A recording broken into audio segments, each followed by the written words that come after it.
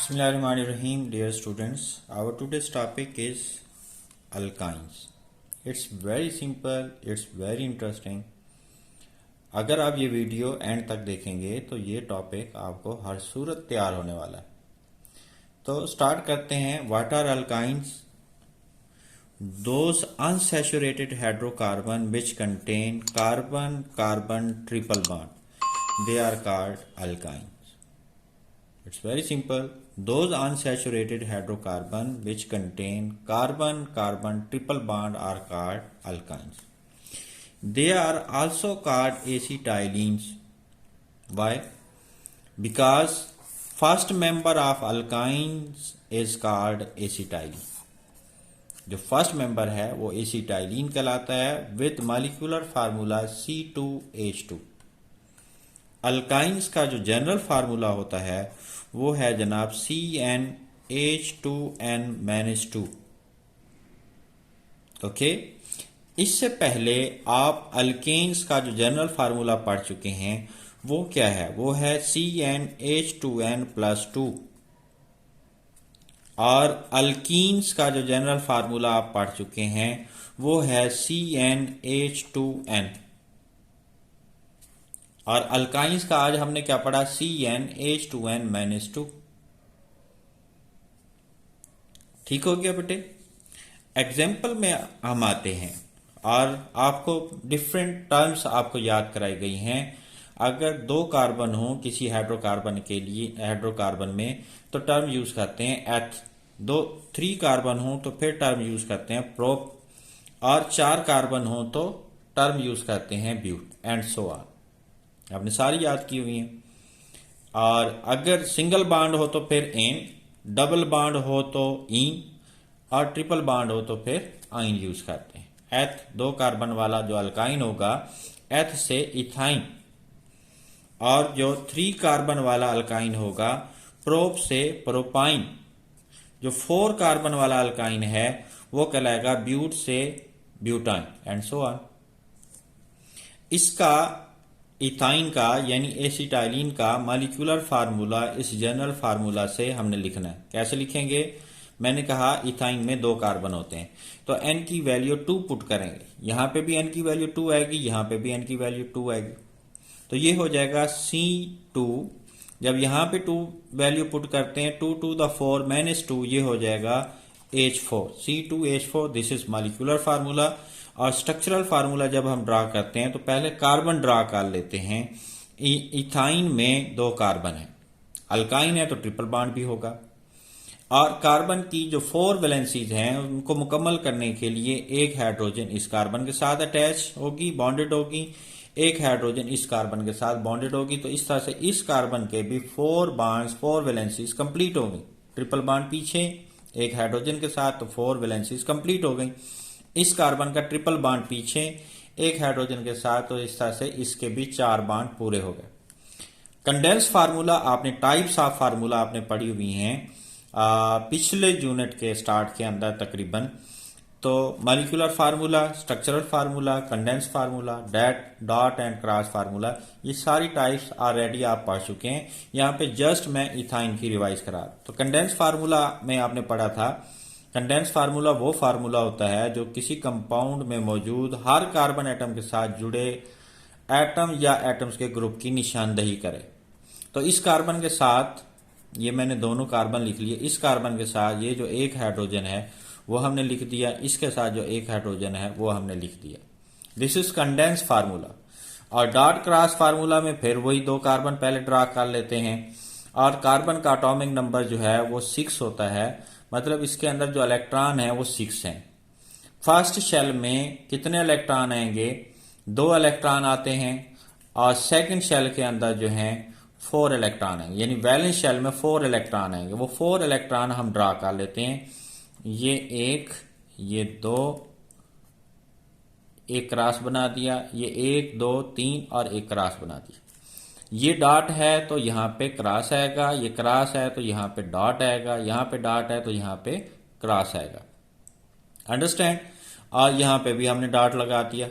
अब हर कार्बन के साथ ये जो हाइड्रोजन जुड़ा हुआ है ये इलेक्ट्रॉन की शेयरिंग से बना है। कार्बन अपना एक इलेक्ट्रॉन हाइड्रोजन के एक इलेक्ट्रॉन से शेयर करेगा। इस तरह से कार्बन हाइड्रोजन कोवलेंट बॉन्ड बन जाता है। इसी तरह से ये कार्बन जो है हाइड्रोजन के एक इलेक्ट्रॉन से शेयर होगा, कार्बन का इलेक्ट्रॉन हाइड्रोजन के इलेक्ट्रॉन से शेयर होगा, तो ये कार्बन हाइड्रोजन बॉन्ड बन जाएगा। ये कार्बन कार्बन ट्रिपल बॉन्ड कैसे बना है बेटे? आपने ट्रिपल कोवलेंट बॉन्ड आपने पढ़ा हुआ है 9th क्लास के अंदर। ऐसा कोवलेंट बॉन्ड जो 3 इलेक्ट्रॉन पेयर्स की शेयरिंग से बनता है, ऐसा कोवलेंट बॉन्ड क्या कहलाता है? ट्रिपल कोवलेंट बॉन्ड कहलाता है। देखें, इसमें 3 इलेक्ट्रॉन पेयर, या आप कह लें बॉन्डेड एटम में से हर एटम जो है 3 इलेक्ट्रॉन कंट्रीब्यूट करे। 3 ये कंट्रीब्यूट करेगा, 3 ये करेगा। अब ये क्यों कंट्रीब्यूट कर रहे हैं? ताकि ऑक्टेट मुकम्मल हो जाए। ये भी आपने 9th में पढ़ा हुआ। कार्बन के वैलेंस शेल में कितने इलेक्ट्रॉन थे? 4 थे। ठीक है, ये हमने काउंट भी कर सकते हैं, 1 2 3 4। इसके वैलेंस शेल में कितने थे? 1 2 3 4। अब शेयरिंग करने के बाद कितने हो गए? 3 इलेक्ट्रॉन शेयर किए। तो शेयर करने के बाद ये पेयर इसका भी है, इसका भी है, ये पेयर इसका भी है, इसका भी है, ये वाला पेयर इसका भी है, इसका भी है। तो अब काउंट करें कार्बन के पास कितने हैं। पहले 4 थे, अब कितने हैं? ये शेयर्ड हो गया, तो अब ये कार्बन का भी है, हाइड्रोजन का भी है। 2 4 6 8, ऑक्टेट कंप्लीट हो गया। इस कार्बन का काउंट करें सेम इसी तरह से, 2 4 6 8, ऑक्टेट कंप्लीट हो गया। ये हमने डॉट एंड क्रॉस फार्मूला जो है वो हमने ड्रा किए है इथाइन का। इसी तरह से प्रोपाइन और ब्यूटाइन का जो मॉलिक्यूलर फार्मूला है, स्ट्रक्चरल फार्मूला है, कंडेंस फार्मूला है, वो टेबल में गिवन है, उसकी भी आप प्रैक्टिस कर सकते हैं। हाँ, अलबत्ता अगर क्वेश्चन में ये पूछा जाता है what are alkynes, short question में आता है, तो इतना सफिशिएंट है। मैं रिपीट कर देता हूं, सुन लें। Those unsaturated hydrocarbon which contain carbon-carbon triple bond are called alkynes. They are also called acetylene because first member of alkyne is called acetylene with molecular formula C2H2. General formula of alkynes is CnH2 and -2. और ये आप example लिख देंगे। Okay, understand. अब हम इसकी preparation की तरफ आ जाते हैं। बेटे, प्रिपरेशन भी इंतहाई आसान है। 2 मेथड आपकी बुक में दिए हुए हैं और दोनों मेथड हम यहां पे डिस्कस करेंगे। फर्स्ट मेथड है डीहाइड्रोहैलोजिनेशन ऑफ विसनल डाइहैलाइड। फर्ज करें हम 2 कार्बन वाला अल्काइन बनाना चाहते हैं, तो 2 कार्बन वाला ही हम रिएक्टेंट लेंगे। कितने कार्बन वाला रिएक्टेंट लेंगे? 2 कार्बन वाला। डी का मतलब बेटे आपने याद रखना है रिमूवल, रिमूवल होगी। हाइड्रो हाइड्रोजन से, डी हाइड्रो हाइड्रोजन से, और हेलो हैलोजन, यानी हाइड्रोजन और हैलोजन निकलेंगे। एडजेंसेंट कार्बन से, एडजेंसेंट कार्बन से हाइड्रोजन हैलोजन रिमूव होगा, उसे हम कह रहे हैं डीहाइड्रोहैलोजिनेशन। डाइहैलाइड्स किसे कहते हैं भाई? जिसमें 2 हैलोजन होंगे, तो उसे हम क्या कह रहे हैं? डाइहैलाइड कह रहे हैं। विसनल डाइहैलाइड्स का मतलब यह है एडजेंसेंट कार्बन पर अगर 2 हैलोजन अटैच हैं। मैंने ये 2 कार्बन इसलिए ड्रा की, फर्ज करें हम 2 कार्बन वाला अल्काइन बना रहे हैं, तो यहां पे 2 कार्बन वाला ही डाइहैलाइड लेंगे। ये 2 कार्बन ड्रा करके मैंने 2 हैलोजन लगा दिए। अब कार्बन के 4 बॉन्ड हमने कंप्लीट करने हैं, इसकी 4 वैलेंसीज को कंप्लीट करना है। तो यहां पे हाइड्रोजन कितने आएंगे जनाब? यहां पे 2 हाइड्रोजन आएंगे। यहां पे हाइड्रोजन कितने आएंगे? यहां पे भी 2 हाइड्रोजन आएंगे। This is vicinal dihalide. 2 halogen की वजह से ये डाइहैलाइड है। बॉन्ड पूरे हो गए ना? ये कार्बन 2 बॉन्ड 2 हाइड्रोजन के साथ, 1 हैलोजन के साथ, 1 पीछे। ठीक है, ये halogen, fluorine, chlorine, bromine, iodine, ये हैलोजन्स कहलाते हैं। ये हैलोजन हमने अटैच किए। अब होगा क्या? डीहाइड्रोहैलोजिनेशन कैसे होगी? जब आप रिएक्शन कराते हैं अल्कोहलिक बेस के साथ, पोटासियम हाइड्रोक्साइड ये बेस है, ठीक है। अल्कोहलिक बेस के साथ जब आप रिएक्शन कराते हैं तो पोटासियम और क्लोरीन मिलके ये बनाएंगे पोटासियम क्लोराइड। क्लोरीन के 2 एटम हैं, यहां पे 1 है, 2 से मल्टीप्लाई कर दिया। पोटासियम के यहां पे 2 हैं, यहां पे 1 है, 2 से मल्टीप्लाई कर दिया। ठीक हो गया। और 2 कार्बन वाला क्या बनना है, अल्काइन। ये हम 2 कार्बन वाला अल्काइन बना देते हैं, कार्बन कार्बन ट्रिपल बॉन्ड, और इसके 4 बॉन्ड पूरे करने के लिए हाइड्रोजन यहां पे भी आएगी, हाइड्रोजन यहां पे भी आएगी। ठीक है, यहां से जो हाइड्रोजन निकली है, होता क्या है, एडजेसेंट कार्बन से एक जगह से हाइड्रोजन, एक जगह से हैलोजन निकलता है।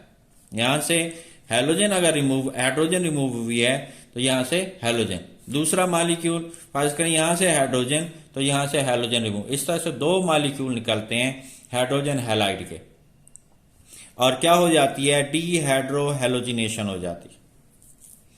जो हाइड्रोजन निकली हैं वो इन 2 हाइड्रोक्सिल के साथ रिएक्ट करके क्या बना देती हैं, वाटर मॉलिक्यूल बना देती है। ये रिएक्शन हुआ है 100 डिग्री सेंटीग्रेड पर, इंतहाई आसान है। इसी तरह से ही आपने इसकी रिटर्न प्रैक्टिस करनी है ताकि आपको ये रिएक्शन, ये इक्वेशन आपको आसानी से प्रिपेयर हो जाए। सेकंड मेथड है बेटे डीहैलोजिनेशन ऑफ टेट्राहैलाइड। यहां पे भी फर्ज करें हमने 2 कार्बन वाला अल्काइन बनाना है तो रिएक्टेंट भी 2 कार्बन वाला होना चाहिए।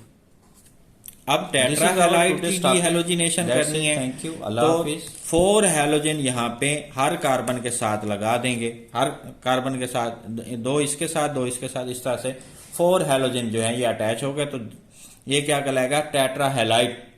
कार्बन के 4 बॉन्ड पूरे करने के लिए हाइड्रोजन यहाँ पे आएगी और हाइड्रोजन यहाँ, ये टेट्राहैलाइड बन गया। रिएक्शन हमने कराना है जी जिंक डस्ट के साथ, होगा क्या, ZnCl2 एक और ZnCl2, 2 जिंक क्लोराइड के मॉलिक्यूल बनेंगे ZnCl2। कितने बने, ZnCl2 एक ये, ZnCl2 एक ये, और बाकी जो है क्या बन जाएगा, 2 कार्बन वाला अल्काइन। सिंपल है, बाकी क्या बच गया, CH और ये CH और ट्रिपल बॉन्ड आएगा, कार्बन कार्बन ट्रिपल बॉन्ड। यहां मैकेनिज्म को डिस्कस नहीं कर रहे, आपके लेवल पे मैकेनिज्म नहीं डिस्कस किया हुआ, ये रिएक्शन हुआ किस तरह से, 2 कार्बन वाला अल्काइन लिख के बाकी आपने क्या करना है जी ZnCl2। ये जो हैलोजन की रिमूवल है इसी को कह रहे हैं डीहैलोजिनेशन, रिमूवल ऑफ हैलोजन। टेट्राहैलाइड में से ये जो हैलोजन की रिमूवल है इसे हम क्या कह रहे हैं, डीहैलोजिनेशन। इस तरह से हमने ये 2 कार्बन वाला अल्काइन बना लिया जिसका क्या नाम है, इथाइन, या जिसको हमने एसिटाइलिन भी कहा। ये 2 कार्बन वाले अल्काइन को क्या कहा है, 2 कार्बन के लिए टर्म हम यूज करते हैं एथ, ट्रिपल बॉन्ड के लिए आइन, तो एथ से इथाइन। It's very simple. और this is our today's topic, that's it, thank you, अल्लाह हाफिज।